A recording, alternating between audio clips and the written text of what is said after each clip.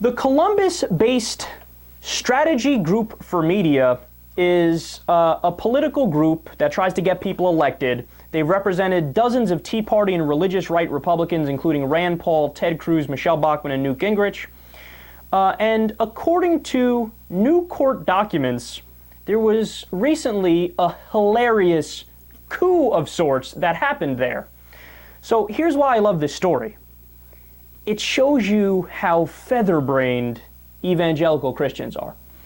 So the CEO of this group, Rex Elsas, appears to be just a typical greedy slimeball-like Republican. So he's not a true believer in Christ. And I guess his secularism slowly got under the skin of his staff and the multiple managers and the president that he had working under him. So last spring, 7 of the firm's managers staged a religious intervention with Rex Elsas, the CEO. Now, in that meeting, in that intervention, they literally put their hands on him and were praying out loud for him. Like, oh, please save Rex. Oh, he's secular, he doesn't believe in Jesus, and we're here to save him. I mean, these guys are crazy. And they think, by the way, that they're being, like, kind to him. Like, oh, let us put our hands on you and pray for you. It's just so creepy. And when they did this intervention, they also brought with them, get this, a list of demands. Ah, so now we find out what the praying for him is actually about. I love that. Dude, he's your boss. You can't just walk in and be like, I have this new list of demands. No, wait a second. He's your boss, not vice versa. So get this, the demands include that he had to see a Christian counselor. Remember, this is their boss, man. This is crazy. He had to see a Christian counselor. He had to meet with them, meet with the group of people doing the intervention on 8 a.m. every Monday morning to pray. Oh, that's great. Oh, I dare somebody to do an intervention with me like that. Oh, man, that would be great.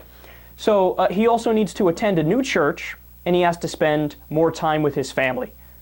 I love how personal these Christians are getting. Oh, yeah, we're Christians. We don't judge. Anyway, you have to see a Christian counselor and spend more time with your family and pray with us at 8 a.m. on Monday. And if you don't believe, we need to pray for your soul because you're a bad person.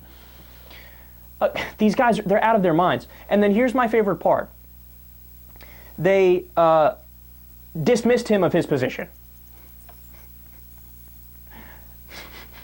Again, I don't think you're getting this whole, you're not the boss thing. You can't just be like, oh, I dismiss you.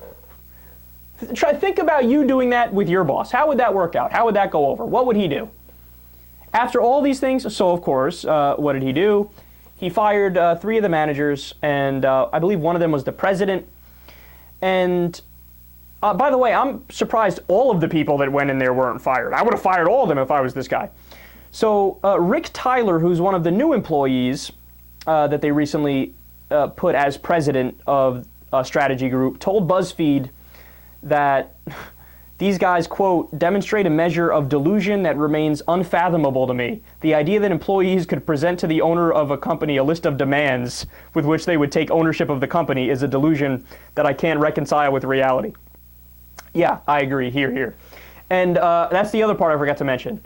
Well, while they were doing the intervention, they're like, oh yeah, not only are you dismissed, this company is now ours.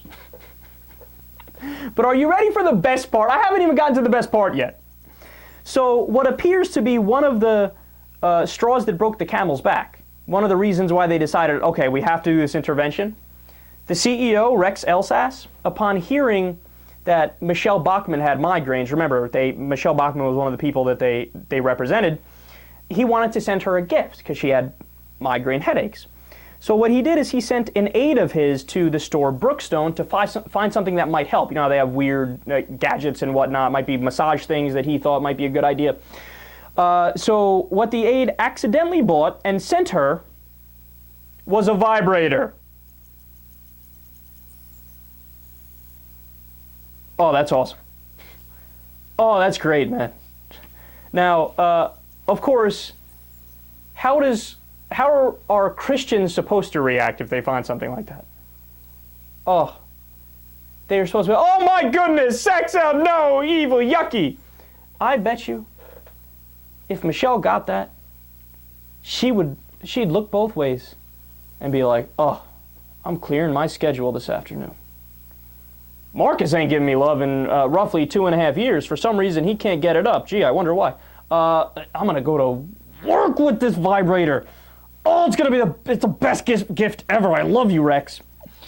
Unfortunately, though, we don't know the specifics of that because after they found out that they sent a dildo, Rex made the aide run to Michelle's house and get it before Michelle got it. So it never got to her. Damn it, that would have been awesome if it got to her. But either way, I'm going to take a wild guess here, go out on a limb. I don't think you have these issues at the liberal groups that try to get politicians elected. Could it be because they're not as creepily repressed and spooky in their awkward evangelism? I wonder.